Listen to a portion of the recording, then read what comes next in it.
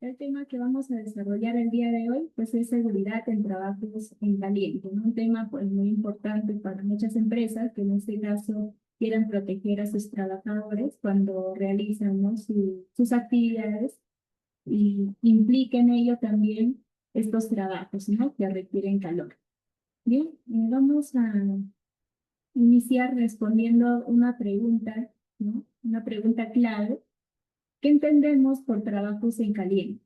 ¿No? Cuando nosotros estamos hablando de trabajos en caliente, nos estamos refiriendo a todas actividades, ¿no? Donde pues hay una fuente de calor, también pues donde haya presencia de chispas o llamas abiertas, que en este caso podrían provocar, digamos, un incendio o una explosión, ¿no? Por ejemplo, cuando realizamos soldaduras, esos trabajos, ¿no? O trabajos que impliquen corte con oxígeno, trabajos también desmerilados, ¿no? Trabajos con sopletes. Entonces estamos generando a través de esas actividades calor suficiente para poder encender materiales combustibles, ¿no? Que están alrededor o cerca del lugar de trabajo. También tenemos pues procesos más específicos como la soldadura por arco eléctrico, ¿no? También la soldadura por gases, el corte con plasma o la pulverización térmica y todos ellos pues también son considerados trabajos en caliente, ¿no? ¿Por qué? Porque pueden convertirse en ese punto de inicio para un incendio si es que no se controlan adecuadamente. Lo importante aquí es que aunque algunos de estos trabajos pues parecen rutinarios, ¿no? En el día a día, pues todos y cada una de estas actividades también pues requieren medidas de seguridad especiales, justamente porque el riesgo es alto, ¿no? Entonces, trabajos en caliente es considerado también, está dentro, ¿no? De actividades de alto riesgo. Bien, entonces, ¿es una tarea de alto riesgo? Sí, ¿no? Porque los trabajos en caliente tienen el potencial de poder unir las tres partes del triángulo de fuego, que es el oxígeno. Más adelante vamos a ver también ese triángulo, ¿no? Que está dentro de ello también el combustible y una fuente de ignición. Por lo tanto, su consecuencia más grave siempre va a estar direccionada a lo que es la muerte, ¿no? O lesiones graves para el trabajador. Entonces, trabajo en caliente, hacer cualquier actividad o trabajo que involucre el uso de llama abierta, que implica pues una fuente de ignición o equipos que producen chispas o que se puede generar calor suficiente para poder encender, ¿no? Materiales inflamables o combustibles. Las tareas más comunes están dentro de ello, pues soldar, ¿no? Que ya también lo hemos mencionado, corte con gas pulir, ¿no? O también el esmerilar.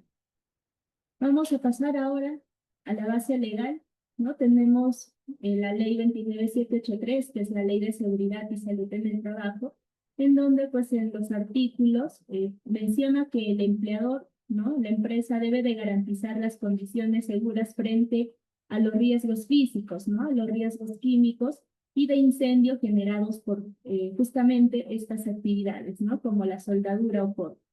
Tenemos el decreto supremo, la 005, que es el reglamento de la ley 29783, y en este caso también pues obliga, ¿no? Obliga al empleador a poder identificar, a poder evaluar tanto los peligros, los riesgos, y medida ello también pues establecer los controles en las actividades críticas, ¿no? Como los trabajos en caliente. También exige permisos de trabajo para poder realizar estas labores pues, de alto riesgo, ¿no? Como los trabajos en caliente. Tenemos también el Decreto Supremo, la 024, que es el Reglamento de Seguridad y Salud Ocupacional en el sector minero, ¿no? En este caso también pues regula lo que es la ejecución de trabajos en caliente, ¿no? Exigiendo los determinados permisos, también las medidas de prevención de incendios y la supervisión constante de estas actividades. Viendo un poco más de las bases legales, tenemos a nivel internacional algunas normas, como la norma NFPA, ¿no? La 51B, que nos habla un poco más sobre la prevención de incendios durante pues, las actividades, ¿no? Como soldadura, corte y otros trabajos en caliente. Asimismo, tenemos la norma, ¿no? NFPA, la número 10, que nos menciona los extintores portátiles contra incendios, ¿no? Así mismo tenemos otras normas que nos señala pues los métodos estándar de pruebas de fuego para poder, en este caso, incentivar a lo que es la propagación de la llama, ¿no? Asimismo, tenemos la norma ANSI, que en este caso pues nos menciona la seguridad de los procesos de soldadura, corte y demás actividades relacionadas justamente a ello, ¿no?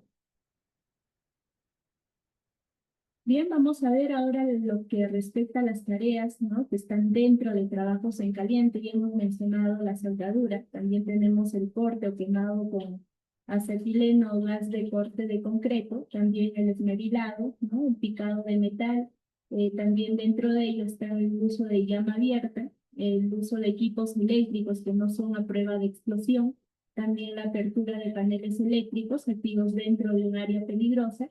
También tenemos pues, el uso de maquinarias, ¿no? Como con motor, también los dispositivos eléctricos y las proyecciones de chorro a Brasil, ¿no? Entonces, todas estas actividades, estas tareas están dentro del grupo, ¿no? De actividades que están pues, relacionadas a lo que es el trabajo en caliente.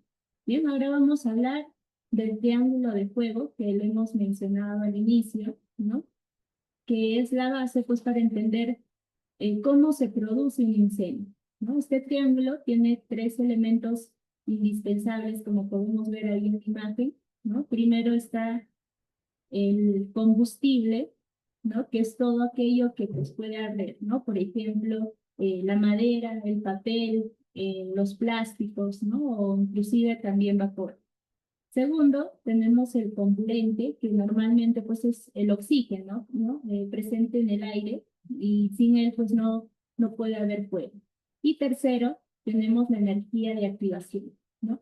En este caso, pues está considerado como un agente que pues puede ser una chispa, ¿no? Una llama, también calor de fricción o incluso electricidad estática. Y cuando estos tres factores no coinciden al mismo tiempo, entonces justamente ahí se produce lo que es el fuego. Por eso en seguridad ¿no? de trabajos en caliente, el objetivo en este caso sería pues interrumpir ¿no? al menos uno de estos tres elementos, ya sea el combustible, el comburente o la energía de activación, para poder en este caso evitar que haya un incendio, ¿no? Podemos retirar materiales, ¿no? Como hemos mencionado, la madera, el papel, ¿no? Algunos eh, ejemplos que hemos mencionado sobre combustible. Y también en este caso, si quitamos, ¿no? Un lado del triángulo, el fuego entonces no puede existir. De ahí la importancia de poder entender este triángulo de fuego. Ya vimos que el triángulo ¿no? explica cómo se inicia un incendio, ¿no? que es el combustible, el comburente y la energía de activación. Pero ¿qué pasa para que el fuego entonces se mantenga ¿no? en el tiempo? Ahí ingresa ¿no? un cuarto elemento, que es la reacción de cadena, ¿no? La reacción en cadena. En este caso, cuando las moléculas pues, de combustible empiezan a poder reaccionar con el oxígeno, liberan calor, ¿no? Y ese calor hace que más moléculas pues sigan reaccionando, ¿no? Es un proceso en cadena que se repite una y otra vez, por eso tiene el nombre, ¿no? Reacción en cadena.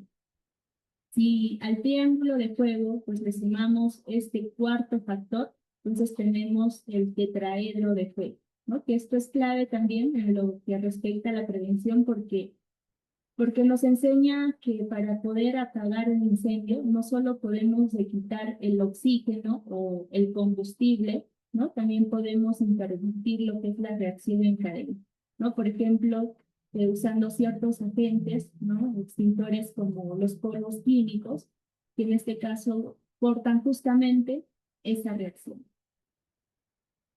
Bien, vamos a ver ahora los peligros asociados a los trabajos en caliente. El primero y más evidente que podemos observar es el fuego y las explosiones, ¿no? Pensemos entonces aquí en un detalle muy importante, ¿no? Que una simple chispa, ¿no? La presencia de la chispa, pues puede alcanzar temperaturas de más de 1000 grados centígrados. Y si esa chispa cae sobre un material inflamable, ¿no? Como cartón, madera o inclusive algunos otros solventes, entonces el incendio puede aquí iniciarse en segundos. Por eso es el riesgo, digamos, pues más crítico, ¿no? En este tipo de labor. El segundo gran peligro son las quemaduras, ¿no? Aquí el contacto también con la superficie caliente, ¿no? El metal fundido, o incluso con las proyecciones de las chispas, en este caso, pueden provocar quemaduras leves, ¿no? A los trabajadores o inclusive también lesiones graves que requieren hospitalización. Otro punto muy importante es la exposición a humos metálicos, ¿no? Y la exposición a gases, ya que pues en trabajos como la soldadura y en el corte principalmente, pues se liberan, ¿no? Estos vapores y esos gases como el plomo, el zinc, ¿no? Y en todos ellos, pues tienen un efecto directo también en la salud del trabajador, ¿no? Principalmente en los pulmones. Y si la exposición, pues es constante y sin protección, ¿no? Sin los equipos de protección personal adecuada, entonces pueden causar también enfermedades respiratorias crónicas, incluso intoxicaciones agudas. Y aquí pues es donde la ventilación y el uso de protección respiratoria se vuelve parte importante. Tenemos aquí también la proyección de partículas, ¿no? Cuando usamos, por ejemplo, un esmeril, ¿no? O un soplete, o realizamos también los cortes por arco. Entonces aquí salen pequeñas partículas, ¿no? Y a gran velocidad. Y estas partículas pues pueden impactar también en el rostro, ¿no? En el rostro, en el ojo o en la piel del trabajador y generarles también pues lesiones graves. Y finalmente tenemos el ruido y la radiación, ¿no? Muchos de estos equipos generan altos niveles de ruido, ¿no? Que también pues afectan con el tiempo, ¿no? Dañan de forma irreversible la audición del trabajador, ¿no? Y más aún si es que no se utiliza el equipo de protección personal adecuado, ¿no? Como las orejeras o los tapones. Entonces, estos trabajos en caliente, ¿no? Como hemos mencionado, expone al trabajador, ¿no? A digamos, un trabajo peligroso, ¿no? Y cada uno de los riesgos, ¿no? De los peligros que hemos mencionado debe de ser controlado también con las medidas específicas. Bien, ya hemos visto los peligros. Ahora vamos a ver las medidas de prevención y control. La primera que podemos observar es la inspección previa de áreas. Antes de poder comenzar con cualquier trabajo en caliente, no podemos simplemente encender el equipo, ¿no? Y empezar. Va a ser necesario, en este caso, pues, revisar el entorno, ¿no? Del lugar de trabajo. Verificar primero si es que hay materiales inflamables cerca, ¿no? O si el lugar tiene ventilación suficiente. O inclusive también podríamos verificar si es que existen equipos de extinción disponible y en buen estado. En segundo lugar, el retiro de materiales combustibles, ¿no? Si en el área pues hay papeles, hay cartones, ¿no? Hay plásticos, hay telas, hay solventes, hay pinturas o incluso eh, plástico, entonces estos deben de retirarse antes de poder iniciar, ¿no? La actividad. Si por alguna razón pues no se pueden mover, entonces deben de protegerse adecuadamente con cubiertas o pantallas, que más adelante también vamos a ver parte de esa protección colectiva. Y aquí entra la tercera medida, que es el uso de mantas ignífugas y barreras, ¿no? En las cuales estas actúan como, digamos, un escudo que impide que las chispas, ¿no? Que se genera en la actividad eh, no alcancen a los materiales peligrosos. Otra medida fundamental es la ventilación adecuada. No olvidemos que la soldadura, el corte, ¿no? Y todas esas actividades que están dentro de trabajos en caliente, pues liberan humos y gases tóxicos, ¿no? Y si trabajamos pues en un espacio cerrados, sin buena ventilación. Entonces estamos exponiendo al trabajador, ¿no? Directamente a esa sustancia. Lo ideal es trabajar pues en áreas abiertas, ¿no? O con sistemas de extracción local que saquen todos esos contaminantes de la zona de respiración del trabajador. Finalmente, tenemos el control de la atmósfera, ¿no? En lugares pues cerrados como túneles o inclusive también los espacios confinados, pues es obligatorio medir la atmósfera, ¿no? Para poder asegurarnos de que no haya gases inflamables ni tampoco deficiencia de oxígeno. Entonces, estas medidas pues son parte ¿no? Parte de esta buena prevención para poder salvaguardar la vida y la salud del trabajador. Vamos a ver ahora cuáles los roles y las responsabilidades que implican estos trabajos en caliente, ¿no? Aquí tenemos cuatro roles principales, por ejemplo, el empleador, ¿no? Quien va a garantizar que puedan existir las políticas, los procedimientos y los permisos de trabajo en caliente. También son quienes van a proveer los equipos de protección personal, ¿no? También los extintores y los demás sistemas de seguridad. Asimismo, van a asegurar la capacitación y entrenamiento del personal involucrado. Tenemos el supervisor también, que es muy importante y juega un rol clave dentro de estos trabajos en caliente, ya que van a verificar que se cumplan todos los requisitos, ¿no? Del permiso de trabajo en caliente. También van a ser quienes coordinan la preparación del área de trabajo y van a vigilar ese cumplimiento de las normas de seguridad durante la ejecución de estas actividades. Asimismo, tenemos el trabajador ejecutado, ¿no? Quien va a ser la persona que va a realizar el trabajo en caliente, ¿no? Siguiendo todos los procedimientos y también, pues, portando adecuadamente los equipos de protección personal. También van a cumplir con todas las medidas de prevención indicadas en dicho permiso y van a reportar, pues, de inmediato cualquier condición insegura o cualquier incidente que se pueda presentar en las actividades. Y finalmente tenemos la vigía, ¿no? Contra incendios, quienes van a permanecer en el área durante pues, la ejecución y al menos 30 minutos después del trabajo.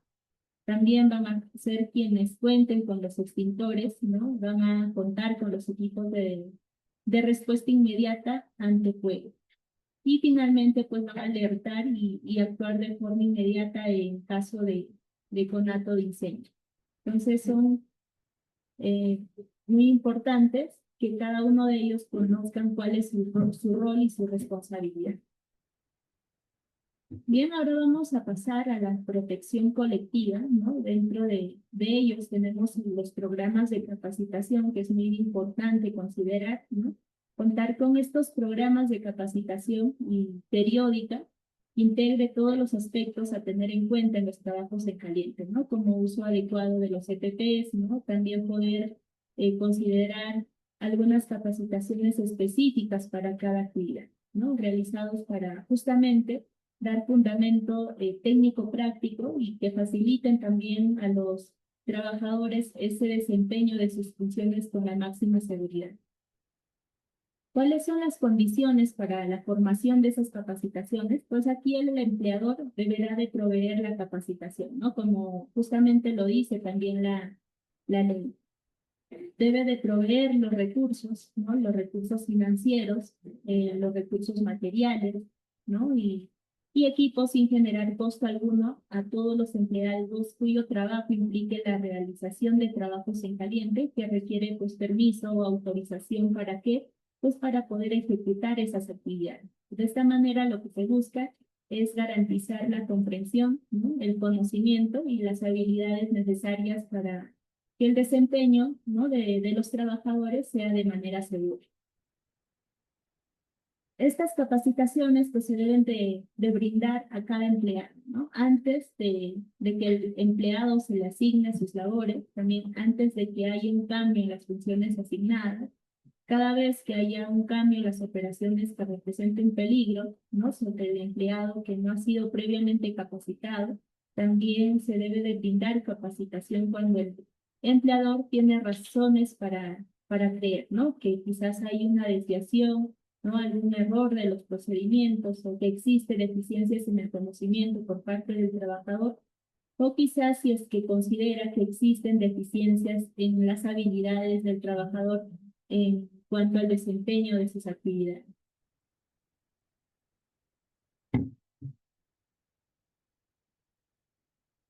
Bien, vamos a ver ahora los niveles de formación requerida, ¿no? Hemos mencionado que todo el personal que esté involucrado en estos trabajos en caliente debe de recibir, ¿no? sus capacitaciones, ya sea de manera directa o indirecta, ¿no? En este caso tenemos dos niveles: la divulgación masiva, que va a estar dirigido pues a todas las personas involucradas en el proceso productivo, ¿no? Tanto directa o indirectamente, y el nivel de trabajador autorizado, ¿no?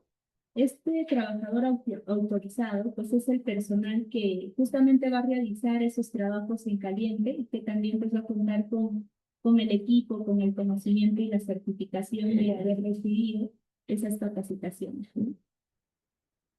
Tenemos también parte de estas protecciones colectivas y muy importante, que es la comunicación del peligro, ¿no? Los empleadores pues deben de asegurarse de que, pues, de que se comunique la información que se describe en todas las etiquetas, ¿no? En todos los manuales, en todas las fichas técnicas, o inclusive también debe de comunicar información de las recomendaciones del fabricante, ¿no? De los productos, de los equipos de protección personal, ¿no? De los equipos, a todos los trabajadores o usuarios finales de los productos que es que van a realizar, ¿no? Esas actividades. Tenemos también las hojas de datos de seguridad de materiales, en este caso los proveedores de materiales de soldadura, ¿no? O de otras actividades de trabajos en caliente, pues deben de suministrar una hoja de datos de seguridad de materiales, ¿no? ¿Para qué? Pues para poder identificar cuáles son los materiales peligrosos, ¿no? Si es que las hubieran también empleados en esos mismos productos. Tenemos aquí la hoja de referencia, ¿no? La hoja de datos de seguridad de materiales. ¿Qué es lo que debe de contener? Primero, información acerca del producto, ¿no? Información sobre la compañía, sobre la empresa, también la composición e ingredientes del producto, ¿no? La identificación de peligros. Asimismo, tenemos otras 3 secciones más para poder registrar los incidentes y accidentes, ¿no? Los procedimientos de emergencia y primeros auxilios. También están dentro de ellos los procedimientos en caso de fuego y explosión, ¿no? Los procedimientos en caso de derrame y fuga. Tenemos dentro de estas hojas también la prevención de los peligros y protección, contando en ellos 4 secciones. En la primera sección está pues el manipuleo y almacenamiento del producto, el control de exposiciones, ¿no? Protección personal, cuáles son sus propiedades físicas y químicas del producto, también la reactividad y estabilidad, ¿no? Y finalmente la información específica adicional que nos está brindando pues 6 secciones, de las cuales podemos mencionar información sobre la toxicidad, información sobre la ecología, ¿no? Los procedimientos para disposición de residuos, también está dentro de ellos pues información sobre transporte, sobre las regulaciones y otras informaciones que se considera importante mencionar sobre el producto, ¿no? ¿Para qué? Pues para que el personal que vaya a utilizar estos productos pues conozca cuáles son cada una de estas características, ¿no? Y sepa también cómo reaccionar en caso de emergencia.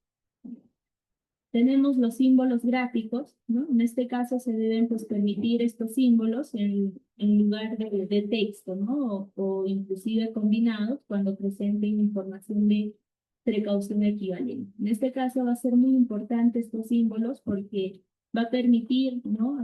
Identificar cuáles son los peligros asociados, cuáles son las obligaciones que tiene el trabajador, ¿no? Dentro de ello, como por ejemplo, portar los equipos de soldadura, ¿no? El uso obligatorio de la pantalla protectora o el uso obligatorio de máscaras, ¿no? Para poder proteger su salud. Tenemos las comunicaciones de peligro mediante carteles, ¿no? Estos carteles pues se deben de colocar y asignar, ¿no?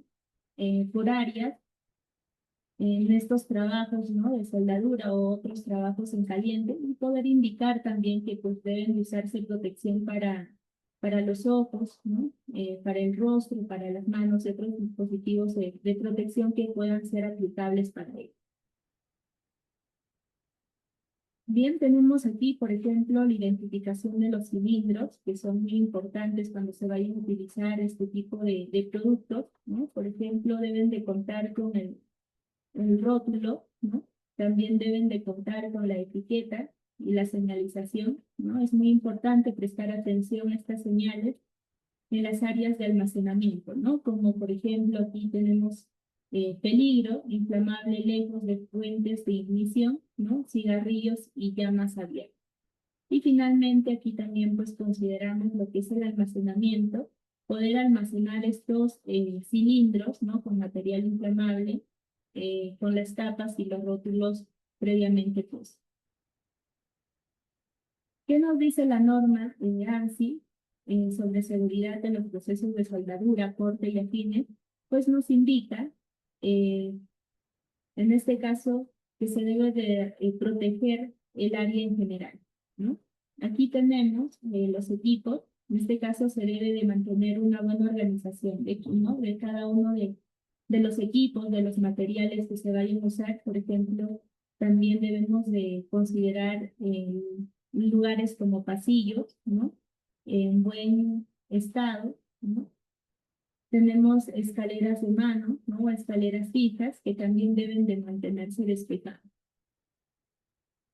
Tenemos aquí, dentro de las protecciones colectivas, lo que es las pantallas de protección. Estas pantallas de protección pues están hechas de una película plástica, y como lo menciona, ¿no? De cloruro de polivinilo.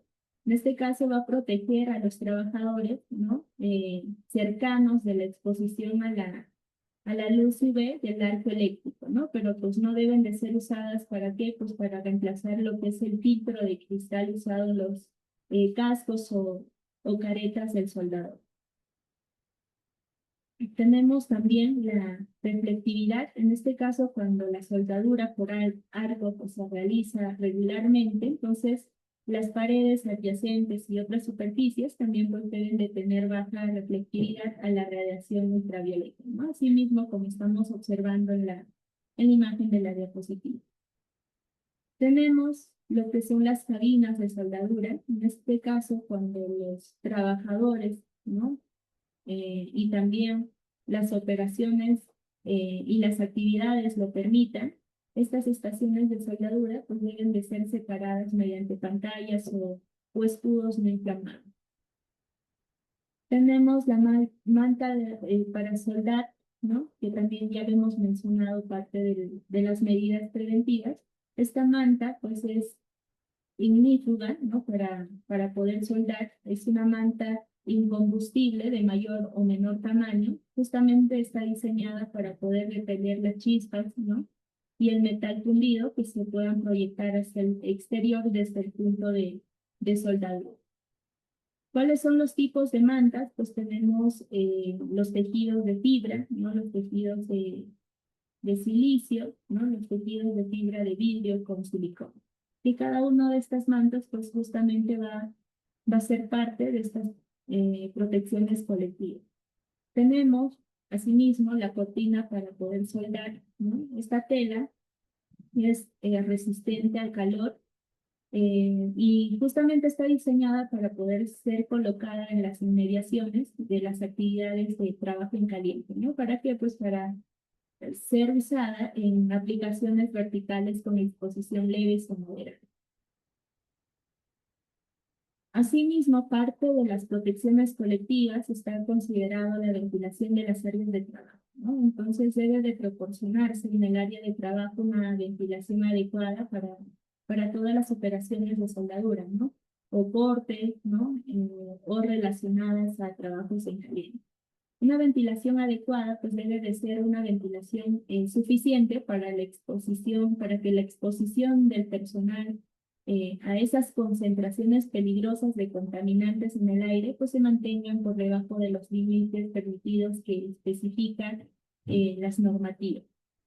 Tenemos ahora los factores para poder determinar una ventilación adecuada, ¿no? En este caso incluyen lo siguiente: el volumen y configuración del espacio en el que se van a desarrollar las operaciones, ¿no? Las actividades.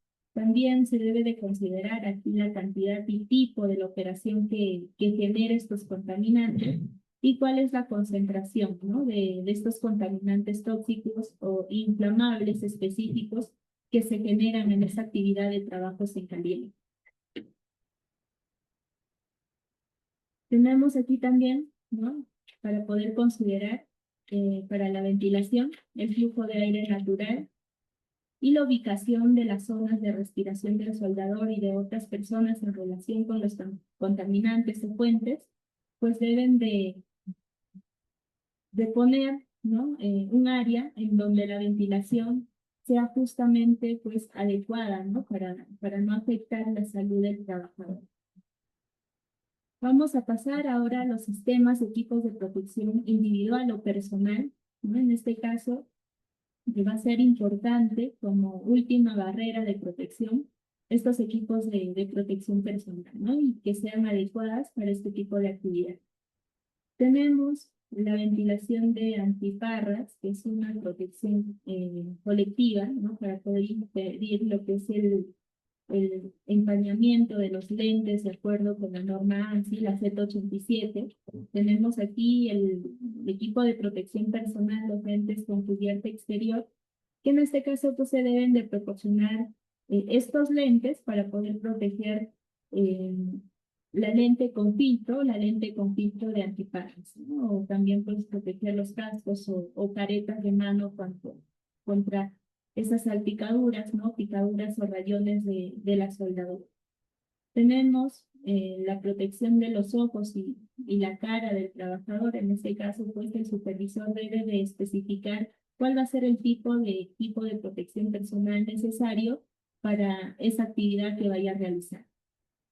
Tenemos los tipos de protecciones, ¿no? En este caso, las máscaras para soldar con lentes con el grado de sombra adecuado, también las gafas para corte con soplete, están las máscaras de rostro completo y las gafas de seguridad para usar debajo de las máscaras para soldar o las máscaras para el rostro de amuleto.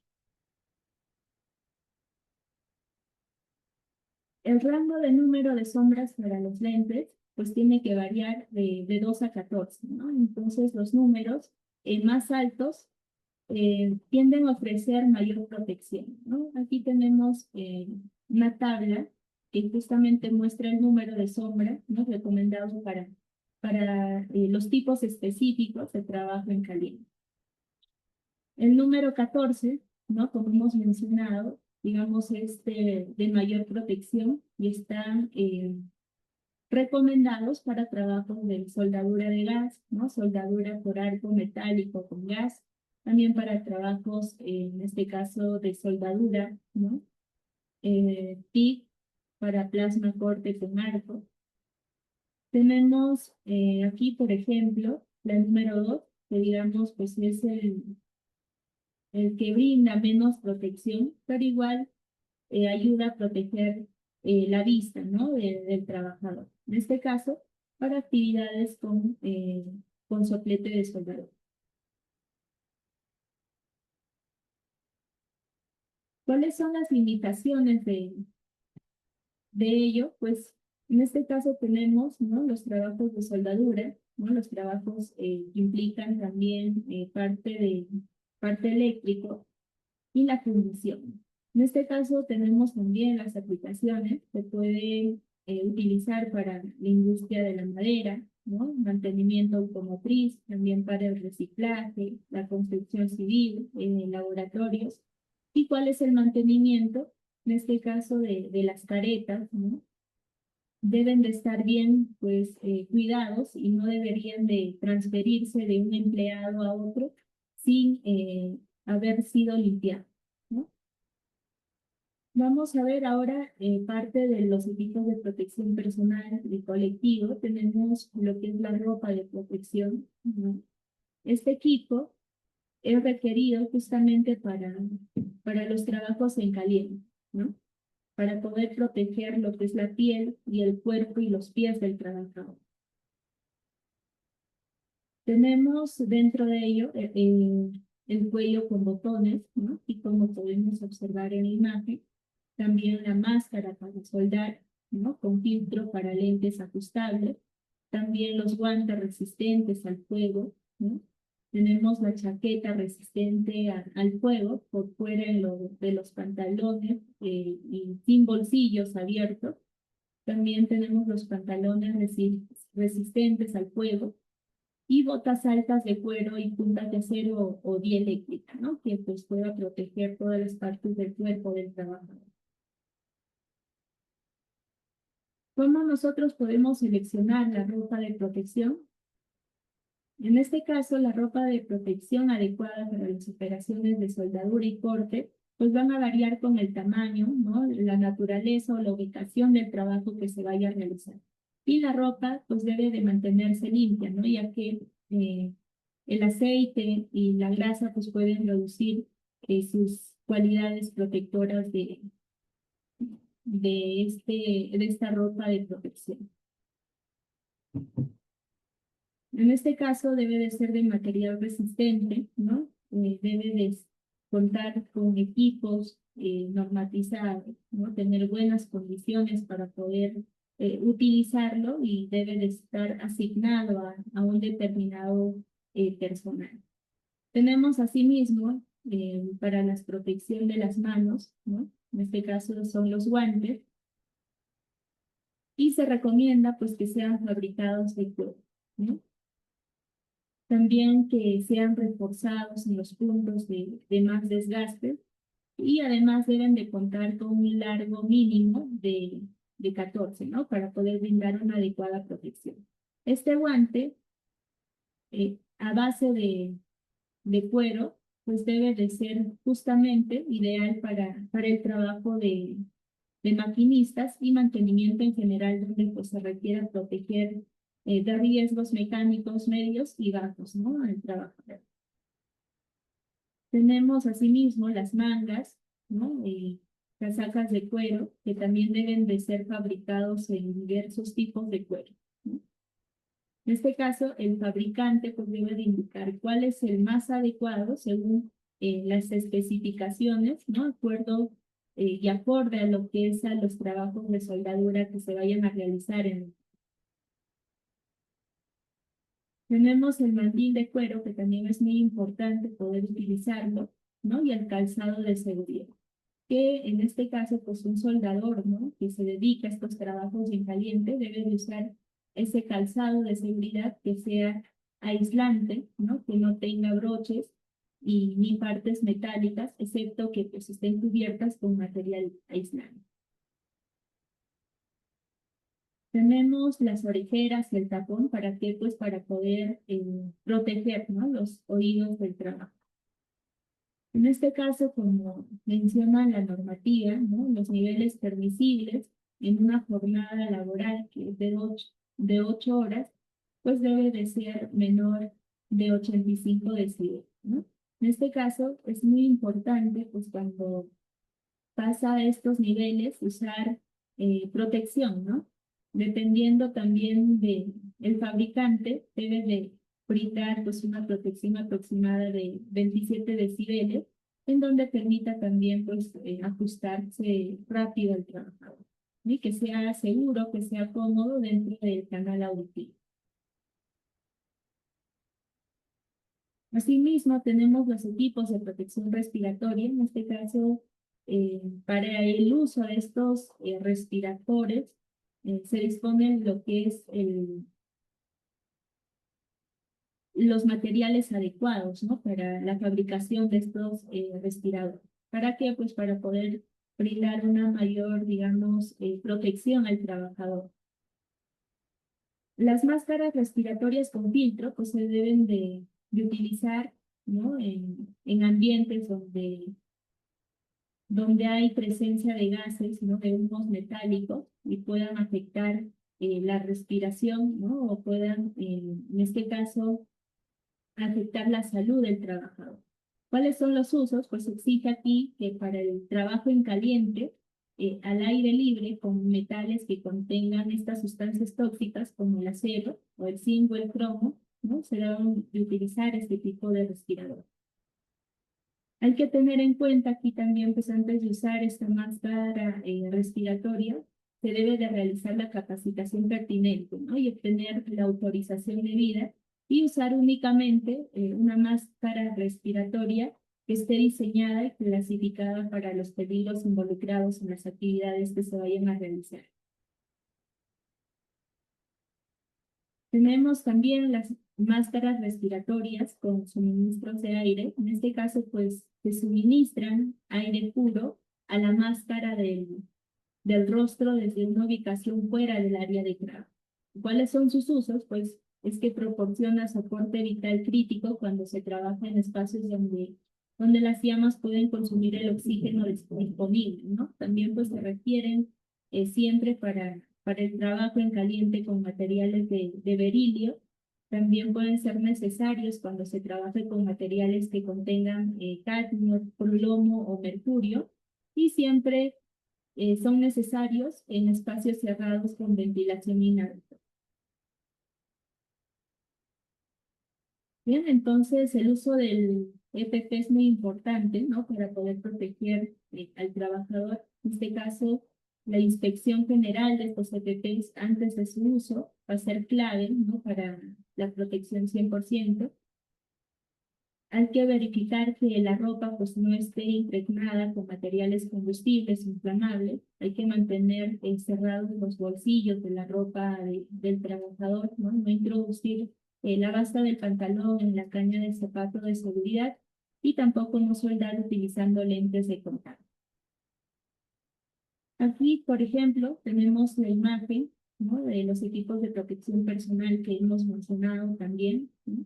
En este caso tenemos un gorro protector para poder proteger el cabello y el cuero cabelludo del trabajador. Tenemos la máscara protectora que ya también hemos mencionado, ¿no? La máscara de soldar, los guantes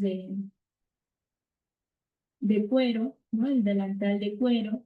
Tenemos los zapatos de seguridad, la chaqueta de cuero y también pues el pantalón de cuero, que brinde una mayor protección al trabajador. Bien, ahora vamos a pasar a los permisos de trabajo en calor, que como hemos mencionado, trabajos en calor o trabajos en caliente está denominado dentro de trabajos de alto riesgo, ¿no? Y para ello pues es necesario contar con estos permisos antes de poder realizar el trabajo. Bien, entonces, ¿qué entendemos por trabajos en calor o trabajos en caliente? Estos permisos, pues nos estamos refiriendo a la actividad que se realiza en ambientes pues, con altas temperaturas, ¿no? Cuando se está expuesto directamente a las fuentes de calor, como el sol intenso, ¿no? Hornos industriales o maquinaria que genere calor. Por ejemplo, un trabajador que realiza mantenimiento en un horno de fundición o un operario que trabaja en una obra al aire libre durante el mediodía, entonces está expuesto a riesgos por calor, ¿no? Y este tipo de trabajo pues implica riesgos importantes como golpes de calor, quemaduras, ¿no? Por contacto directo con las superficies, esas superficies que puedan estar calientes, por lo que se requiere también pues un control riguroso, ¿no? A través de un permiso específico. Y este permiso pues va a asegurar que se tomen las precauciones necesarias para poder proteger la salud y la seguridad del trabajador mientras realice sus actividades en esas condiciones. Ahora vamos a revisar cuáles son los riesgos asociados al trabajo en caliente, ¿no? Que es fundamental conocer para poder prevenir los accidentes y daños a la salud. Hemos mencionado el golpe de calor, ¿no? Este es uno de los riesgos más graves y ocurre cuando el cuerpo pues, no puede regular su temperatura y en este caso puede llevar a la pérdida de conciencia o incluso a la muerte del trabajador, ¿no? Por ejemplo, un trabajador que está varias horas bajo el sol sin descanso ni tampoco la hidratación adecuada, pues puede sufrir un golpe de calor. Tenemos la deshidratación, ¿no? Que es la pérdida excesiva de los líquidos por sudor, ¿no? Que puede causar al trabajador debilidad, mareos o inclusive también desorientación. Tenemos las quemaduras, ¿no? Que pueden ser por contacto con superficies, ¿no? Superficies calientes o por llamas en los entornos industriales, ¿no? Por ejemplo, un operador que toca sin protección una tubería caliente, entonces puede sufrir quemaduras en la piel. Tenemos calambres por calor, que también pues son, digamos, esos espasmos musculares dolorosos causados por la pérdida de sales minerales a través del sudor. Hay un trabajador que realiza esfuerzos físicos prolongados en las actividades, ¿no? En calor, pues puede experimentar también estos calambres. Y finalmente, pues tenemos el agotamiento, fatiga severa, que también ese calor intenso dentro de las actividades pues puede causar cansancio extremo, ¿no? Afectando lo que es la concentración del trabajador y aumentando ese riesgo de errores a accidentes, ¿no? Por ejemplo, aquí podríamos mencionar un operario que pues, trabaja largas horas, ¿no? En una planta de asfalto, entonces puede fatigarse mucho más, ¿no? La cual pues, no es nada beneficioso para la salud del trabajador. Bien, ahora vamos a ver netamente cuáles son los requisitos que debe de contener un permiso de trabajo en calor o en caliente, ¿no? Para que sea efectivo y garantice lo que es la seguridad de los trabajadores. Primero, el permiso debe de incluir el nombre de la tarea y los trabajadores involucrados, ¿no? Segundo, debe de incluir lo que es el horario de trabajo y las pausas planificadas, ¿no? Es fundamental especificar cuáles son los turnos de trabajo y poder establecer esos descansos regulares para poder evitar el agotamiento por calor. Tercero, debemos de colocar las condiciones ambientales y evaluar el riesgo, ¿no? En este caso se debe de registrar pues, la temperatura, se debe de registrar la humedad, ¿no? Y la exposición a la radiación solar para que también se evalúe si las condiciones pues, son seguras o no son seguras para trabajar. Cuarto, tenemos aquí las medidas preventivas específicas que se van a tomar, ¿no? Parte entonces de estos permisos de trabajo. Esto puede incluir pues, el uso de la ropa adecuada, ¿no? También el acceso a agua potable, ¿no? Sombra para el trabajador o la ventilación adecuada. Por último, la firma del responsable y del supervisor, ¿no? La cual pues asegure que las autoridades responsables de la empresa pues ha revisado y ha aprobado ese permiso, ¿no? Confirmando que todo está listo para poder trabajar con seguridad. Continuando con estos permisos, vamos a ver sobre la evaluación de las condiciones ambientales, que es un paso fundamental para poder decidir si es que el trabajo puede realizarse de forma segura o no. Primero, se debe de medir la temperatura, ¿no? La sensación térmica. Esto pues, nos va a indicar cuán caliente se siente realmente el ambiente, ¿no? Considerando no solo lo que es la temperatura del aire, sino también otros factores como el viento o la humedad, ¿no? Por ejemplo, una temperatura de 32, 35 grados centígrados con alta humedad, entonces puede sentirse mucho más caliente, ¿no? Y afectar la resistencia del trabajador. Por eso es muy importante realizar y evaluar, ¿no? Medir la temperatura ambiental y la sensación térmica. Segundo, debemos de medir la humedad relativa del aire, ¿no? Esa humedad que también pues, influye en la capacidad del cuerpo para poder enfriarse a través del sudor. Entonces, cuando la humedad pues, es alta, el sudor también no tiende a, digamos, evaporarse bien y aumenta ese riesgo de golpes de calor. Tercero, debemos de evaluar la radiación solar o la proximidad a fuentes de calor. Muy importante eso, ¿no? Si el trabajador pues, está expuesto directamente al sol o cerca del horno o cerca de las maquinarias o superficies calientes, entonces ese riesgo también tiene a aumentar, ¿no? Por ejemplo, en trabajos en fundición, el calor radiante pues es mucho más intenso y debe de considerarse evaluar detalladamente, ¿no? Cuarto, tenemos aquí también usar termómetros y sensores de humedad, ¿no? Que sean confiables.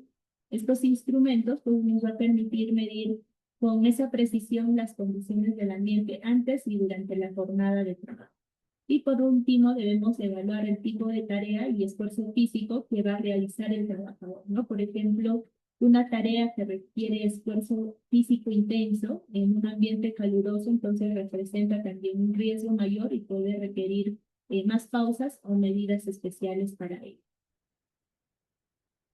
Bien, vamos a ver ahora cuáles son esas medidas preventivas que son esenciales, ¿no? Para poder proteger a los trabajadores expuestos al calor durante sus actividades. Bien, primero, la hidratación, ¿no? Frecuente con agua o bebidas isotónicas por parte del trabajador, ¿no? Es fundamental que los trabajadores pues, beban agua regularmente, incluso si es que no sienten sed, ¿no? Para poder evitar lo que es la deshidratación. Segundo, se debe de realizar las pausas activas o descanso en lugares frescos, ¿no? Tomar esos descansos en áreas con sombra o ambientes ventilados va a ayudar también a reducir la temperatura corporal y va a ayudar a recuperar las energías del trabajador.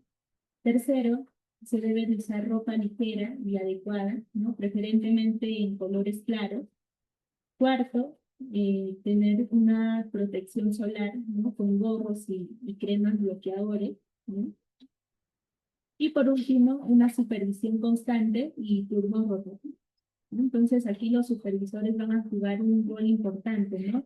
Deben de monitorear cuáles son los signos de agotamiento del trabajador, o cuál es el malestar y de acuerdo a ello pues organizar esos turnos, ¿no? Para que pues nadie esté expuesto por tiempos prolongados y sin descanso. Bien, para entender cómo se estructura un permiso de trabajos en caliente, vamos a ver qué información debe de contener para ser completo y pueda funcionar correctamente.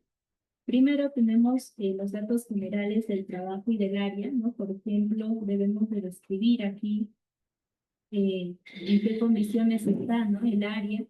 También debemos de colocar el nivel de riesgo por calor, ¿no?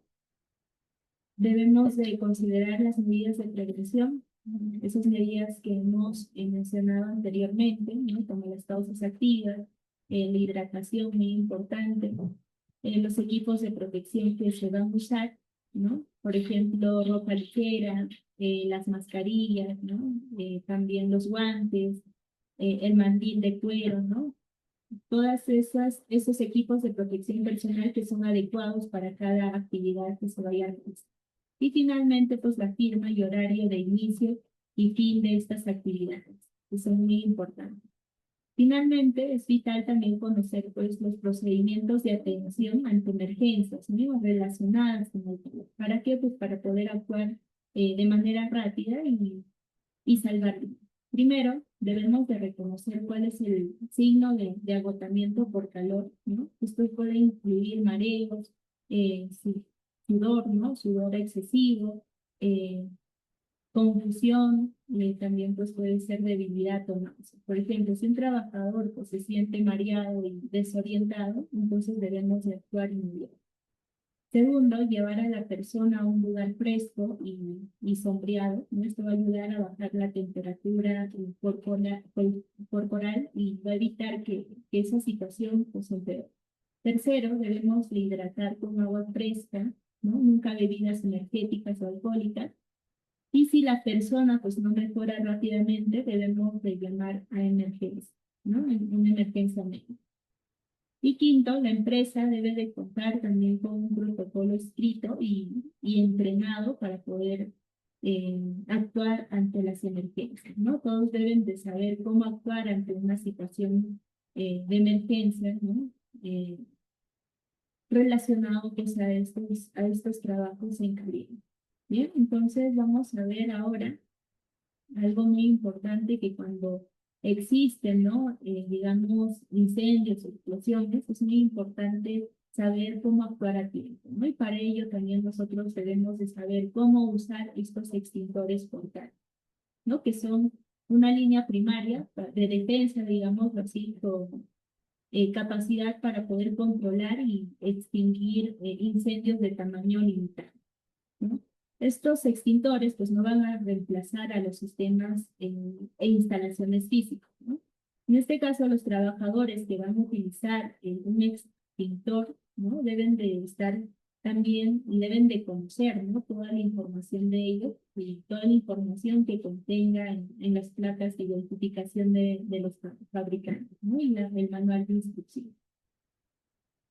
Viendo un poco más las normativas de los extintores, pues tenemos la norma NFPA, ¿no? Que también nos menciona dentro de ello el, la prevención de los incendios durante soldadura, corte y otros trabajos en caliente, ¿no? Que también menciona los extintores. Tenemos la norma NFPA 10, que nos menciona específicamente sobre los extintores portátiles contra incendios, y la norma ANSI, la Z49, que también pues, relaciona la seguridad de los procesos de soldadura, corte y otras actividades que involucren trabajos en caliente. ¿Cuáles son las clases de fuegos? Pues los fuegos se van a clasificar según sea el combustible que hay, ¿no? La norma NFPA 10 establece la clasificación de estos juegos y su representación gráfica y coinciden pues en clasificar los juegos tal como se indica a continuación. Tenemos en sí tenemos estas clases de juego. La clase A, que son juegos y materiales combustibles comunes, ¿no? Tales como las maderas, la paja, la tela, los papeles, ¿no? Y los plásticos, y se caracteriza principalmente por formar grasa y residuos. Tenemos los fuegos de clase B, que son fuegos en líquidos inflamables, ¿no? Combustibles líquidos, grasa de petróleo, breas, los aceites también están dentro de la clase B, ¿no? Las pinturas a base de aceites, los solventes, las lacas y gases inflamables.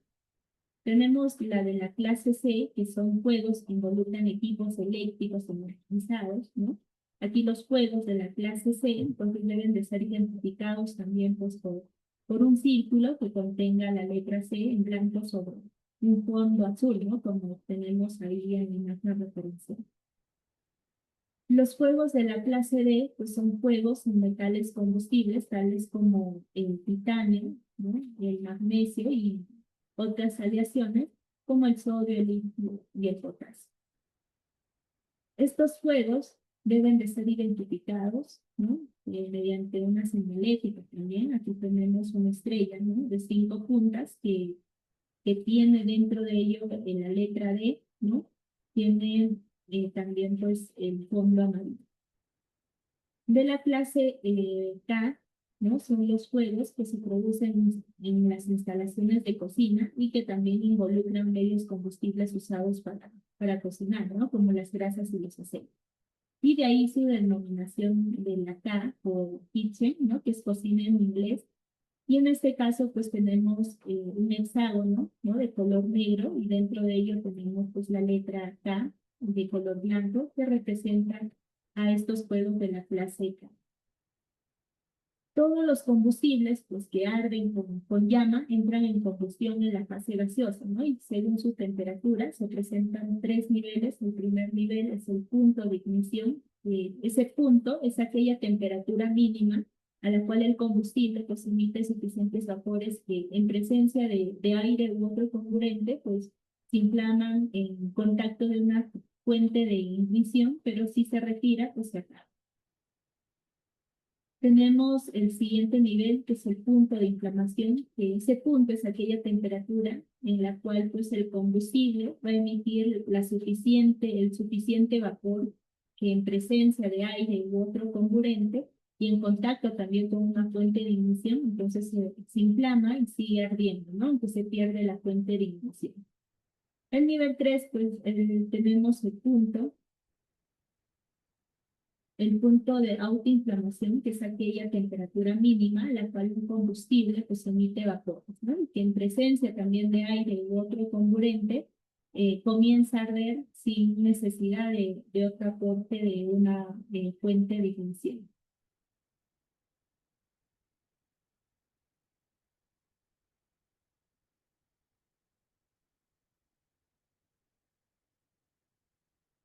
Bien, vamos a ver qué es la inflamabilidad. Pues ahí, como nos menciona, es la facilidad de un material combustible para poder arder con producción de la llama, ¿no? Según esto, su concentración de este combustible, pues debe de existir también una mezcla con el oxígeno del aire. ¿Para qué? Pues para que se produzca la combustión, ¿no? Aunque se encuentren presentes otros factores.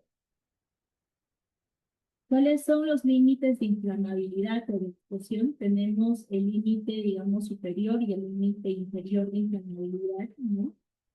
En este caso, viene un poco del límite inferior de inflamabilidad de explosividad, ¿no? Es la concentración más baja, no es la concentración mínima, de medida también en porcentaje de volumen, a la que arde o explota una mezcla de gas o vapor combustible en el aire u otro oxidante, ¿no? Ante la presencia de una fuente de ignición. Tenemos el límite superior de inflamabilidad, que pues, es la concentración máxima, ¿no? A la que arde o explota una mezcla de gas o vapor combustible en el aire u otro oxidante, ¿no? Para que se presencie la fuente de ignición. ¿Cuál es el rango de inflamabilidad de los productos? Pues es ese intervalo, ¿no? De concentración de una mezcla inflamable comprendido entre los límites que ya hemos mencionado, ¿no? El límite inferior y el límite superior de inflamabilidad. Aquí, por ejemplo, tenemos, ¿no? El límite inferior a un 12%, el límite superior, ¿no? De explosividad a un 76%. Y en la parte del medio, pues tenemos la gama de inflamabilidad, que es esa mezcla, ¿no? Explosiva de mayor violencia, tanto entre los límites inferiores y los límites superiores. Tenemos aquí al triángulo y tetraedro del fuego, que ya lo hemos mencionado también en la parte inicial de la diapositiva, y ese triángulo, recordando, pues es el que asocia, ¿no? El fuego con los elementos físicos que lo componen. Tenemos dentro de esta vinculación, pues el combustible, ¿no? Puede ser una energía de activación, oxígeno como comburente y el calor. El tetraedro, pues aquí ya se introduce, ¿no? Como hemos mencionado, otra variable, ¿no? Que es la reacción en cadena, ¿no? Que hace establecer esa diferencia entre fuego con la presencia de llama y los fuegos incandescentes. Bien, entonces esa reacción en cadena, cuando un combustible comienza a arder en forma sostenida y repetitiva vez, ¿no? Entonces esta reacción química produce que por efectos del calor en los gases o vapores ya calentados comienza también a quemarse. Tenemos aquí los fuegos con llama, que la combustión es producida, ¿no? Por la generación de gases o vapores, y los fuegos incandescentes, que estos fuegos va a hacer que la combustión, ¿no? La combustión es producida principalmente a nivel superficial de los combustibles sólidos, ¿no? Sin la presencia de gases o sin la presencia de vapor. ¿A qué nos referimos cuando hablamos de combustión? Pues nos estamos refiriendo a la reacción exotérmica, ¿no? Exotérmica porque libera energía, calor, ¿no? Y en este caso involucra también un combustible, ya sea combustible sólido, combustible líquido o combustible gaseoso. En este caso el proceso obedece a esa reacción de oxidación en la cual se necesita también la presencia de un combustible y un agente oxidante. Ahora, ¿qué entendemos por ignición? ¿No? En este caso se entiende por ignición a ese proceso por el cual se inicia la combustión. ¿no? Puede ser provocada, por ejemplo, cuando se acerca una llama o una chispa a la mezcla de aire y combustible, ¿no? O bien espontánea cuando pues se alcanza una temperatura límite, en cuyo caso se habla también de punto o temperatura de autoignición. Bien, se denomina comburente al medio de reacción, ¿no? Que permite que ocurra una combustión. En este caso, como ejemplo, nosotros hemos ido mencionando al oxígeno, ¿no? Que está dentro de la clasificación de un comburente natural, ya que pues sin oxígeno no es posible también la combustión. Ahora, se define combustible a toda sustancia capaz de poder arder, ¿no? Los combustibles se clasifican en distintas maneras, ya sea por su, digamos, origen, ¿no? Ya sea natural, origen artificial, o por el estado físico en el que se hallan las temperaturas del ambiente, ¿no? Ya sea la temperatura del ambiente sólido, líquido, gaseoso. Y según la cantidad también del oxígeno disponible, la combustión también se clasifica en completa e incompleta. Bien, viendo un poco más sobre la combustión completa, pues es la combustión eh, como producto de la reacción, ¿no?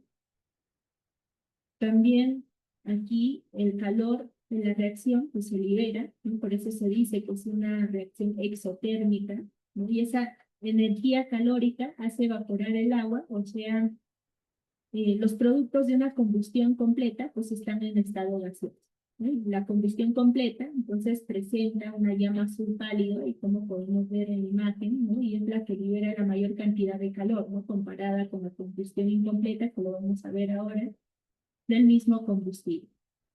Bien, entonces tenemos aquí la combustión incompleta, que es incompleta cuando la cantidad de oxígeno pues no es suficiente para poder quemar de modo completo el combustible, ¿no? Los productos en este caso varían según la cantidad del oxígeno disponible, ¿no? Y generalmente se forma monóxido de carbono, que es un gas sumamente tóxico, ¿no? Entonces esta sustancia produce también la muerte del trabajador, puede ser por asfixia, ¿no? Ya que se combina con la hemoglobina de la sangre a una velocidad mayor que la del oxígeno, ¿no? Esto significa que, pues significa que aún habiendo oxígeno en el aire, la hemoglobina del trabajador pues absorbe al monóxido de carbono antes, ¿no? Formando una molécula compleja muy estable. Y los primeros síntomas que podríamos mencionar de intoxicación, pues son la somnolencia, ¿no? Dolor de cabeza, mareos y vómitos. Por eso es muy importante también pues, analizar cada uno de estos tipos de combustión, tanto combustión completa o combustión incompleta. ¿Cuáles son los productos de la combustión? Pues tenemos el humo, ¿no? La llama, el calor y los gases. Están dentro de estos productos. ¿Cómo se transmite? Pues se transmite de tres formas, ¿no? Mediante la conducción, mediante la radiación y mediante la convección. Cuando hablamos de conducción, pues cuando nos referimos a la transmisión progresiva del calor por contacto directo dentro de un mismo cuerpo, ¿no? Por ejemplo, en una barra metálica que se calienta por un extremo, ¿no? También tenemos aquí las cañerías, ¿no? Al poder calentarse, transmiten ese calor por conducción, ¿no? A otros combustibles ubicados en otros ambientes de la misma edificación, ¿no? Tenemos una imagen referencial, tenemos el tubo, ¿no? Metálico, esa barra metálica, que mediante la conducción pues se puede transmitir ese calor. Tenemos la convección, que es la forma de transmisión más corriente en incendios, ¿no? En general la propagación se va a efectuar en vertical, ¿no? Desde abajo hacia arriba, ¿no? Aunque pues la presencia de corrientes puede provocar algunos cambios de dirección. Y la radiación, ¿no? Proceso también de transmisión desde un cuerpo hacia otro separado de aquel en línea recta a través del aire, ¿no? Entonces ese calor de la llama se siente pues, a cierta distancia del fuego mismo. El ejemplo más significativo de este tipo de fuente es la fuente de radiación, ¿no? De calor, que vendría a ser el sol. Bien, tenemos aquí tres partes fundamentales, ¿no? Para poder entender la parte de la transmisión del calor. Tenemos la separación, ¿no? Que se separa, por ejemplo, el combustible con el oxígeno y el calor, ¿no? Viendo aquí un poco más de lo que es el triángulo de calor. El enfriamiento, ¿no? Considerando tanto el combustible y al oxígeno y separando lo que es el calor. Y sofocación, considerando el combustible, el calor y separando lo que es el oxígeno. ¿Cuáles son los métodos de extinción según el tipo de fuego? Pues tenemos aquí 5 clases, ¿no? Hemos visto que son 5 clases de fuego, ¿no? Y para cada uno de ellos, pues tiene también su respectivo extintor, ¿no? Por ejemplo, para los fuegos de la clase A, aquí se recomienda enfriamiento, es decir, que se elimina el componente de la temperatura, ¿no? Para los de la clase B, pues hay que eliminar el oxígeno, interrumpir esa reacción en la cadena, ¿no? Que se produce durante la combustión. Para los fuegos de la clase B, no se debe de ser conductor de la electricidad, por lo que pues no se puede utilizar soluciones acuosas, ¿no? Una vez cortada la corriente, entonces recién ahí se puede utilizar lo que es agua líquida.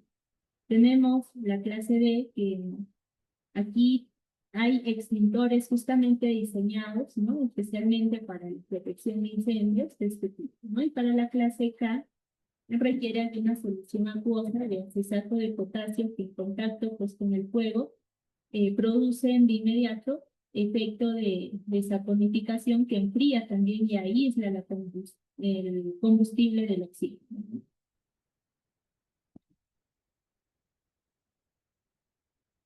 Bien, entonces aquí en una tabla tenemos resumido esos métodos de extinción según el tipo de fuego. Hemos hablado del enfriamiento, sofocación, separación del combustible, confinamiento del combustible, ¿no? Y la inhibición de la reacción de la cadena. Bien, tenemos aquí la extinción con agua, ¿no? Sin dudas, pues el agua como tal, pues es el medio más utilizado, ¿no? En todos los tiempos para poder combatir lo que son los incendios. Tiene un bajo costo, ¿no? Está disponible en diferentes lugares, por lo que pues es la de más, digamos, tiene mayor alcance, ¿no? Para poder apagar los fuegos. Sin embargo, el agua también pues, posee otras características físicas y químicas que tornan lo ideal. Tenemos también la extinción con niebla de agua. En este caso se va a transformar en vapor, ¿no? Absorbiendo el calor de la superficie del combustible o bien dentro de la niebla. Tenemos la extinción con gases inertes, que en este caso va a utilizar, ¿no? El dióxido de carbono para poder emplear y poder extinguir lo que es el fuego. Tenemos la extinción con polvos químicos secos, ¿no? La mayoría de los mismos pues son a base de fosfato monoamoníaco, que es también impulsado por un gas inerte, y existe otras formulaciones también de polvos, ¿no? De polvos químicos, que sean secos para poder apagar distintos tipos de fuegos, ¿no? Por ejemplo, destinados a lo que son los fuegos de la clase B y de la clase C, ¿no? Que son basados en bicarbonato de sodio o bicarbonato de potasio y los aptos para apagar los fuegos de la clase B. Tenemos los agentes espumoponen, ¿no? Estos agentes también son llamados espumas o agentes agua-espuma, que basan pues, su acción en la creación de una masa de burbujas a través de una solución de agua de distintos concentrantes, ¿no? Así como podemos observar en... Ahora, para este caso en especial, ¿no? De la clase K, ¿no? De los incendios en cocina, como sabemos, normalmente pues se involucra lo que es la grasa y el aceite, ¿no? Y en este último caso, pues se recomienda emplear extintores de tipo K, ¿no? Que forman una superficie aislando los vapores ardientes y también enfriando lo que es el combustible. Y estos extintores de la clase K pues están a base de acetato de potasio. Bien, entonces la extinción de un incendio, ¿no? Que viaja por una tubería a flujo continuo es generalmente pues muy difícil apagar, ¿no? La mejor, digamos, técnica es poder cortar ese flujo de gas y dejar que el combustible que se encuentra presente arda y se elimine, ¿no? Por la combustión, evitando así esa acumulación del mismo dentro de los recintos que luego puedan conducir a una explosión dentro de la fábrica, de la empresa, de la planta, ¿no? Bien, para los incendios de metales, generalmente pues el agua no es el elemento indicado para ello, ¿no? En este caso, hay que considerar otro tipo de método para poder apagar los incendios que son producidos, ¿no? Con metal, así que no pues involucre mayores riesgos. Para los incendios químicos, ¿no? Tenemos aquí ciertos químicos inorgánicos que también pues son incompatibles con el uso de agua, ¿no? Como ser el carburo de calcio, ¿no? Que produce el acetileno, ¿no? Tenemos también el sodio y el aluminio que produce hidrógeno, y en este caso pues son los más recomendados. Tenemos los agentes extintores, que para cada clase que hemos visto de la clase de fuego, pues tiene sus respectivos extintores portátiles, ¿no? Por ejemplo, ¿no? Para poder, digamos, apagar un incendio un fuego, ¿no? De la clase A, producidos por brasas, ¿no? Madera, papeles, cartón y otro, podemos utilizar lo que es el agua, ¿no? Podemos utilizar el polvo ADC, podemos utilizar también agua vaporizada, ¿no? El acetato de potasio, ¿no? Lo mismo aquí para la clase B, pues no podemos utilizar el agua, ¿no? Ya que esparce el combustible. Tampoco podemos usar el agua para la clase C, ya que conduce la electricidad, ¿no? Tampoco para la clase D, ya que no es específico para su uso, y tampoco para la clase K, ¿no? Que no es específico también pues, para este tipo de fuego. Entonces, para cada uno de ellos, tenemos aquí una tabla que nos indica, ¿no? Estos agentes extintores, si son compatibles, si es recomendable o no es recomendable, ¿no? O es peligroso utilizar este tipo de extintor. Bien, aquí tenemos los polvos químicos secos, ¿no? Que se van a clasificar también según el tipo de fuego, ¿no? Por ejemplo, para la clase A, la clase B y la clase C, ¿no? Podemos utilizar los polvos químicos secos, a veces, ¿no? O multipropósito también llamado, ¿no? Aquí tiene la función principal, ¿no? Este agente extintor al fosfato monoamoníaco, ¿no? Y se comercializa con diferentes concentraciones, desde 55% hacia el 90%. Y aquí a mayor porcentaje va a corresponder también una mayor efectividad, ¿no? Para poder apagar el fuego. Tenemos también los polvos químicos secos BC, ¿no? Que están justamente diseñados para apagar los fuegos de la clase D y la clase C. En este caso, estos polvos van a presentar una gran efectividad, ¿no? Para poder combatir esos fuegos de combustible. Tenemos los polvos químicos basados en bicarbonato de potasio, que es un polvo fino, ¿no? De ahí que se conoce por su nombre comercial también de la púrpura K, ¿no? Y el bicarbonato de sodio, en este caso también conocido comercialmente como su nombre de estaño, ¿no? Que también pues es un polvo de color rojizo. Entonces, en este caso, los polvos químicos secos BC están justamente diseñados para poder apagar el fuego, ¿no? De este tipo de clasificación. Asimismo, tenemos para poder apagar los fuegos de la clase D, ¿no? Estos polvos también pertenecen a los denominados compuestos especiales. ¿Y cómo funcionan estos polvos químicos secos? ¿No? Para poder ser capaz, ¿no?, de poder extinguir un incendio, los polvos químicos necesitan también interferir directamente sobre los elementos que forman el fuego, ¿no? Tenemos aquí la rotura de la reacción en cadena, ¿no?, que hemos hablado del tetraedro de Cantor. Entonces, al poder descargar el polvo seco sobre las llamas, entonces está impidiendo que estas partículas reactivas se puedan encontrar, ¿no? Entonces ahí es donde se está interrumpiendo la reacción y extinguiendo también en consecuencia el incendio. Cuando se descargan los polvos contra un fuego tipo A, entonces el fosfato monoamoníaco se descompone por calor, ¿no?, dejando un residuo pegajoso comúnmente denominado melaza sobre el material incendiario, ¿no? Entonces este residuo va a ser aislar el material incandescente del oxígeno y también va a ayudar a extinguir el fuego, ¿no?, impidiendo su reignición. ¿Cómo podemos nosotros elegir estos agentes extintores?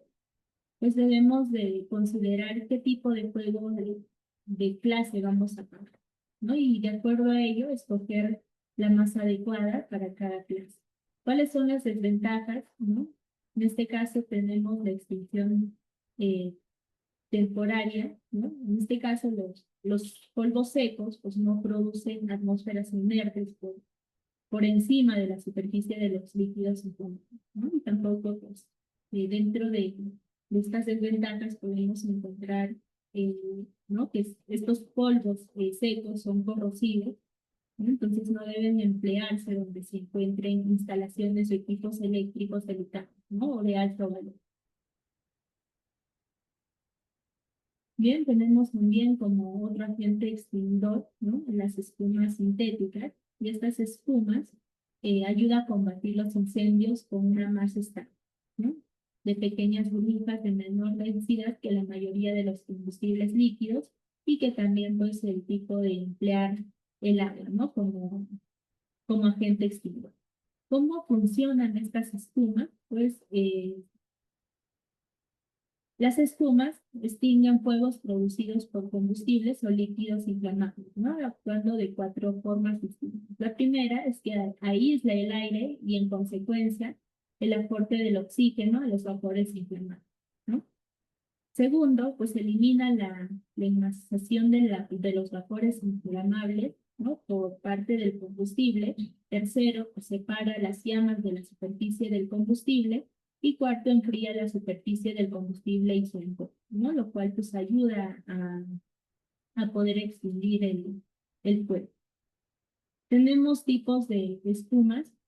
Aquí la espuma formadora, ¿no?, de película acuosa, ¿no?, y la espuma formadoras de film acuoso resistente a los alcoholes, ¿no? Y estos concentrados también son producidos pues a base de la combinación de los detergentes sintéticos y los polímeros polisacáridos, ¿no?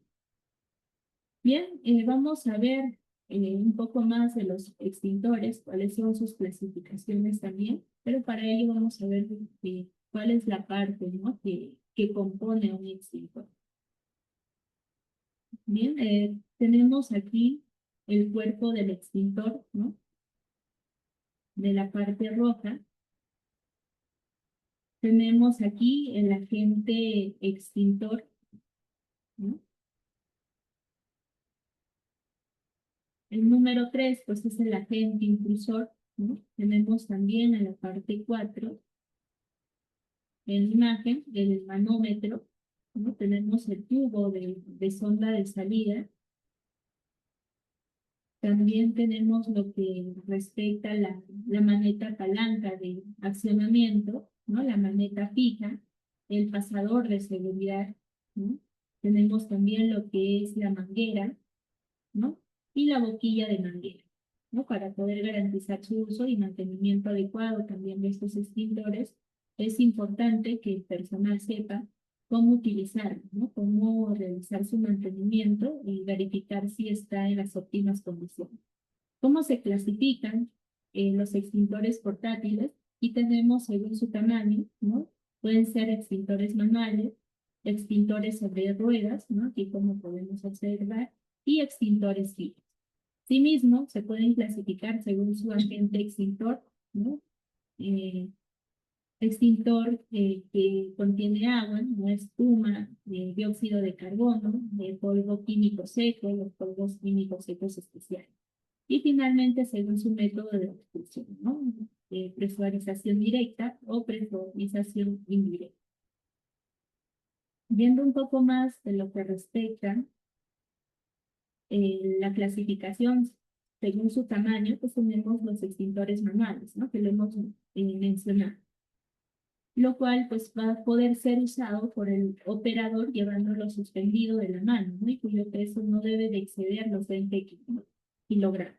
Tenemos los extintores sobre ruedas, que va a ser aquel que tener un peso superior a los 20 kilogramos, entonces posee toberas, ¿no? Y es llevado también sobre estas ruedas para poder desplazarlo.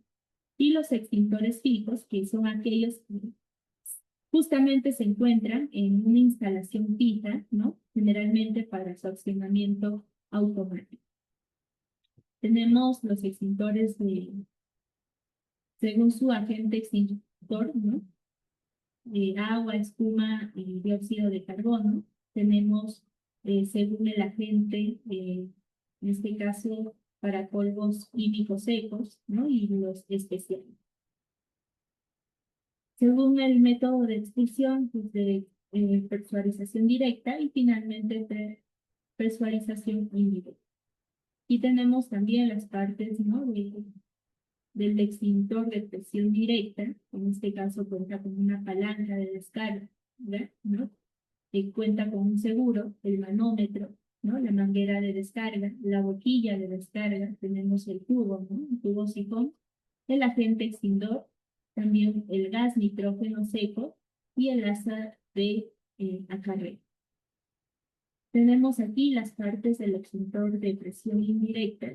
Cuenta también con una palanca de descarga, ¿no? El protector, tenemos el cilindro de gas, ¿no? La manguera de descarga, ¿no? El tubo sifón, el agente extintor, ¿no? El asa de acarreo, cuenta con una tapa y la boquilla de descarga. Bien, ahora vamos a ver, muy importante también, que nos menciona la norma NFPA, ¿no? Lo recomienda básicamente pues, un sistema de marcación para los extintores portátiles, ¿no? Que deben de contar también con estos pictogramas, ¿no? Dentro de estos extintores. Por ejemplo, para el extintor para fuego de la clase A, ¿no? Extintor a base de agua, pues tenemos estos pictogramas, ¿no? Que están relacionados justamente para no apagar fuegos que contengan pues, contacto con electricidad, ¿no? Tenemos también el extintor para fuegos de la clase A y B, ¿no? Que pueden estar hechos a base de espuma. Tenemos aquí los pictogramas. Asimismo, tenemos pues para las clases A, B y C, ¿no? Que son extintores a base de químico seco, ¿no? En este caso tenemos también sus respectivos pictogramas y finalmente aquí pues para la clase B y C también sus pictogramas, ¿no? Que en este caso deben de contemplar cada uno de estos pictogramas en el extintor, ¿no? Para poder identificar qué es lo que se debe hacer y qué es lo incorrecto. Bien, entonces también la norma indica que la selección del mejor extintor portátil para una determinada situación va a depender de diversos factores, ¿no? Primero, la naturaleza de los materiales combustibles, ¿no? También la potencia de gravedad, ¿no? ¿Cuál es la intensidad del fuego, ¿no? ¿Cuál es la velocidad de propagación? Tenemos asimismo la facilidad de uso, ¿no? Y el personal disponible para accionar al extintor y sus aptitudes físicas y reacciones emocionales influenciadas por justamente la capacitación, que es muy importante, ¿no? ¿Cómo podemos elegir, ¿no?, el extintor adecuado? Primero, considerando las condiciones de temperatura del ambiente, ¿no?, y otras consideraciones atmosféricas especiales, como el viento, la corriente de aire, ¿no?, la presencia de vapor. También la adecuación del extintor para su entorno, ¿no?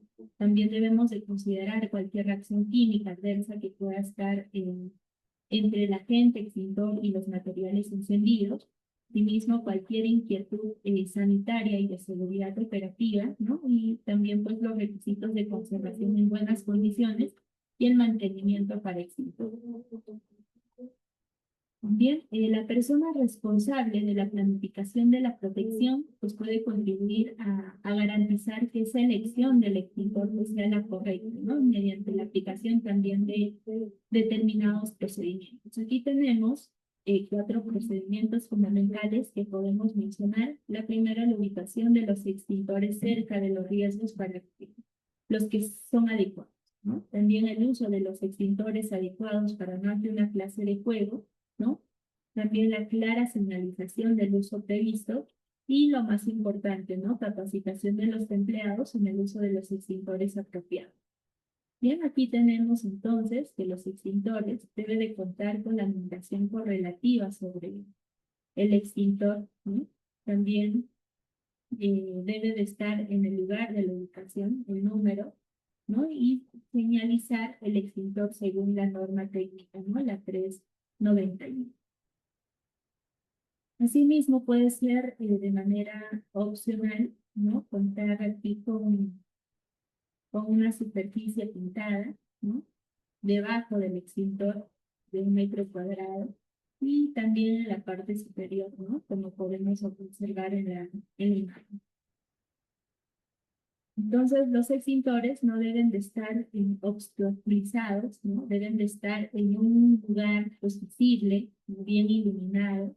No debe de estar en zonas oscuras que lo hagan poco visible, ¿no? Bien, entonces hemos visto que los extintores deben de contar con el número, ¿no?, correlativo del extintor, ¿no?, y debe de estar pintado en el extintor en un lugar visible. ¿Cuál va a ser la altura, ¿no?, a lo cual debe de estar ubicado el extintor? En este caso, eh, el peso bruto del extintor no debe de exceder a los 18 kilogramos y deben de estar instaladas en la parte superior del extintor, ¿no? En este caso, podemos observar, ¿no?, que el extintor está a una altura de 1,5 metros, ¿no? Entonces, de altura, cuando el peso total de este sea inferior a los 18 kilogramos.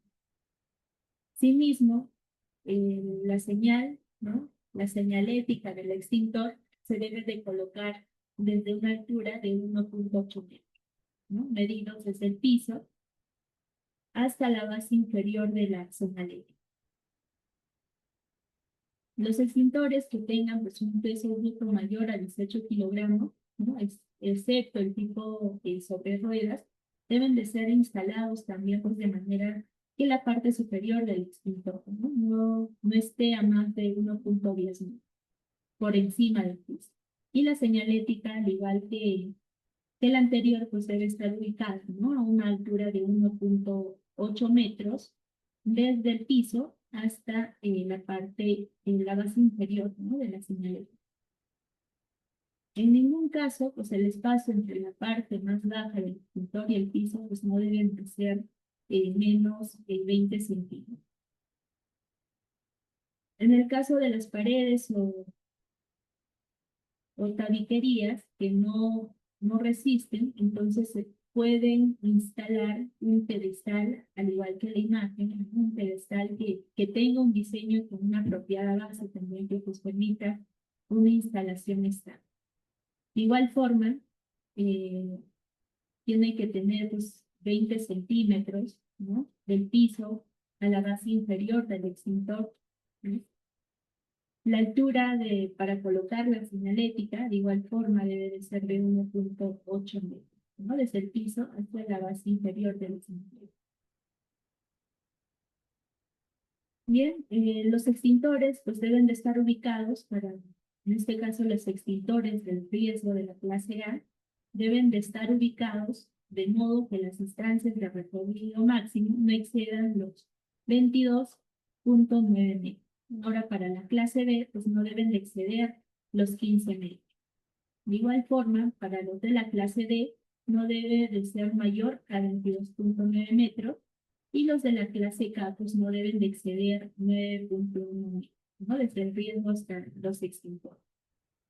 ¿Cuáles son los pasos a seguir ante un fuego? Pues primero, dar la voz de alarma, ¿no?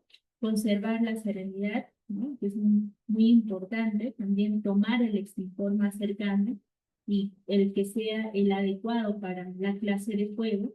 Preferiblemente debe de ubicarse con el viento a nuestra espalda y contra el fuego. Entonces, también es importante atacar el fuego desde una distancia de 2 a 2,5 metros, ¿no? Debemos de aplicar el agente extinguidor a la base de la llama, ¿no? Cuando extinga también el incendio, entonces debemos de retroceder vigilando la posible reignición. Hay que esperar también la llegada de los bomberos, ¿no? De la ayuda profesional y seguir las instrucciones que ellos nos den. Asimismo, es importante averiguar el tipo de combustible, el origen del incendio, ¿no? ¿Cuál es la causa raíz que ha provocado el incendio? ¿No? También elegir el tipo de extintor adecuado, situarse de espaldas al viento, muy importante, y mismo revisar que el manómetro del extintor pues, se encuentre en la zona abierta, ¿no? Indicando una presión adecuada. Hay que quitar el precinto de seguridad, ¿no? Hay que presurizar si fuera necesario. Hay que realizar también un disparo de prueba antes de acercarse al fuego. Hay que aplicar el extintor a la base de las llamas. Y finalmente, pues siempre que sea posible, actuar por parejas, ¿no? Con ayuda de un compañero. Bien, entonces para finalizar, vamos a recordar esta regla de oro del trabajo sin caliente, ¿no? Antes de iniciar un trabajo donde se genere chispas, hay que asegurarnos de poder eliminar, ¿no? Cualquier material inflamable de alrededor de su área de trabajo, ¿no? También pues hay que contar con un extintor, hay que utilizar los equipos de protección necesarios, ¿no? Los equipos de protección personal, así también como los equipos de protección colectiva, ¿no? Y poner biomos alrededor, ¿no? Y en este caso también es indispensable y obligatorio, ¿no? Los permisos, ¿no? Para poder iniciar el trabajo. Entonces, siempre hay que llevar un extintor, ¿no? Hay que verificar la existencia de los materiales inflamables, hay que verificar las condiciones de los cables, ¿no? De los cables eléctricos, hay que verificar las condiciones de los equipos, de las maquinarias, ¿no? Y también en este caso, nunca hay que trabajar solo, ¿no? Siempre debe de haber una persona que pueda responder a primer turno. Muy bien, entonces hemos llegado a la parte final de esta sesión, ¿no? Sobre trabajos en caliente, ¿no? Como parte de seguridad vial. Y vimos que estas actividades, estas tareas que implica, pues, calor, ¿no? Son muy peligrosos para la salud y la vida del trabajador, ¿no? Y sobre todo es importante también identificar cuáles son los riesgos, cuáles son los peligros. Hay que establecer las medidas de prevención y control, ¿no? Para poder aplicarlo al trabajar en, en actividades que implican calor, ¿no? Para poder proteger de esa manera al trabajador. Bien, entonces no hay que olvidarnos, hay que trabajar seguros, porque pues, al final del día lo más importante es regresar a casa sanos y con. Bien, entonces eso sería por el día de hoy.